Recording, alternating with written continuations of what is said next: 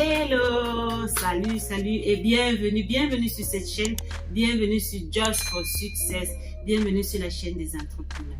Ici, je parle d'entrepreneuriat, ici, je parle de Amazon FBA, ici, je parle de business.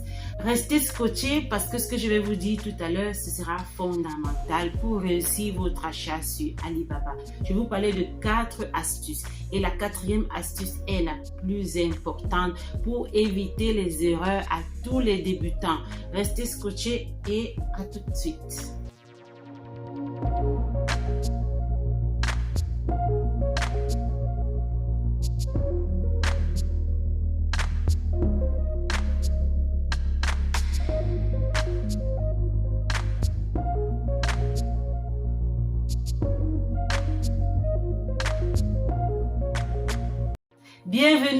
Bienvenue sur cette chaîne et re-bienvenue. Si tu es là pour la première fois, moi c'est Diane que je vends sur Amazon depuis des années et je suis vraiment contente d'être ici aujourd'hui pour t'expliquer et pour te partager mon expérience sur Alibaba et sur Amazon. Aujourd'hui, on parle de Alibaba, comme je disais.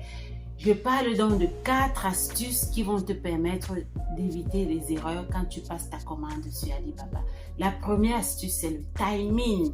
On sait très bien que le mois de février sur Alibaba, c'est un mois délicat où tout s'arrête.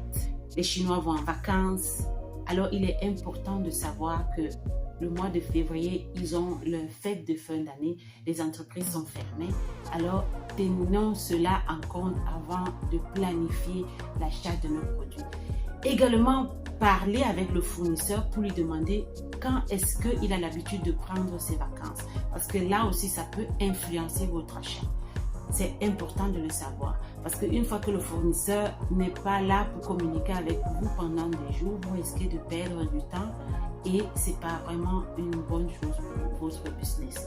Il faut juste savoir quel est vraiment le timing de celui avec qui tu travailles avant de planifier ton achat. En deuxième lieu, on va parler des échantillons. Comment est-ce qu'on programme d'acheter nos échantillons? Il y a 2 choses. Quand vous faites les échantillons chez le fournisseur, il faut tenir en compte que quand tu décides de faire un bundle, par exemple, les échantillons peuvent te coûter un peu plus cher. Si tu décides de donner seulement un peu de modification, là, ce sera un prix assez contenu. Alors, si tu décides par exemple de faire un bundle, je vais prendre un exemple d'échantillon avec un bundle ou d'un produit avec un bundle. On a par exemple ces boucles d'oreilles, ça ce sont des boucles d'oreilles, et on décide de faire le bundle, c'est-à-dire de le différencier et de lui ajouter un accessoire. Ça c'est juste un exemple, c'est un petit pagne, un petit sac en pagne où on pourra tenir, et ceci pourra même vous permettre de tenir d'autres bijoux. Ça, c'est l'exemple d'un bundle assez simplifié. Ceci peut vous coûter un peu plus cher parce que parfois, le produit et l'accessoire ont des fournisseurs différents. Alors, c'est aussi à en tenir en compte. Également, l'expédition de l'échantillon peut vous coûter cher quand c'est le fournisseur qui l'envoie. Et si vous avez le transitaire, c'est mieux de s'adresser à un transitaire. Mais attention, même avec le fournisseur, parce que c'est négociable. Vous pouvez par exemple négocier avec le fournisseur et lui demander par exemple, au cas où vous aurez à commander beaucoup d'autres articles, qu'il vous enlève le prix des échantillons. Tout ça, c'est dans la négociation et beaucoup de fournisseurs peuvent l'accepter. Et du coup, vous pouvez récupérer cet argent. En 3e lieu, on a la commande. La commande qui est la partie la plus importante dans l'achat des produits. Qu'est-ce qu'il faut faire quand on décide de commander? Alors, la première chose que je conseille, c'est d'envoyer un inspecteur. Vous pouvez trouver un inspecteur qui peut aller inspecter les lieux pour vous rassurer que le fournisseur a exactement les machines qu'il vous faut pour fabriquer vos produits et que c'est un endroit assez sain, que c'est un endroit propre. Tout ça, ce n'est vraiment pas à négliger. Également, il faut inspecter les produits une fois qu'ils sont fabriqués pour tester la qualité du produit final. C'est important vraiment de se référer à un inspecteur pour le faire. J'ai donc une petite astuce bonus aussi pour ça. Moi, de mon expérience personnelle, j'ai eu, avec les bons rapports que j'avais avec mes transitaires, de faire contrôler mes produits par les transitaires. Ça, c'est vraiment pas l'astuce la plus recommandée, mais parfois, ça peut aider à épargner de l'argent avec des inspecteurs. Vous pouvez, par exemple, ça dépend du rapport que vous avez créé avec vos transitaires, ils peuvent vous aider aussi dans ce sens-là. Ça, c'est juste mon astuce et c'est mon expérience personnelle que je décide de partager ici avec vous. La dernière astuce que je disais qu'elle était vraiment la plus importante, c'est la communication. Comment communiquer avec les Chinois, comment communiquer avec nos fournisseurs. Il faut 3 choses.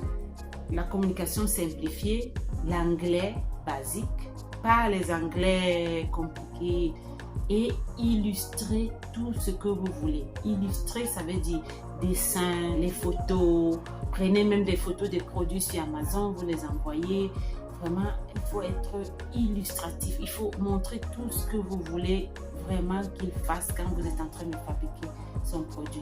Communiquer avec lui de manière très simplifiée.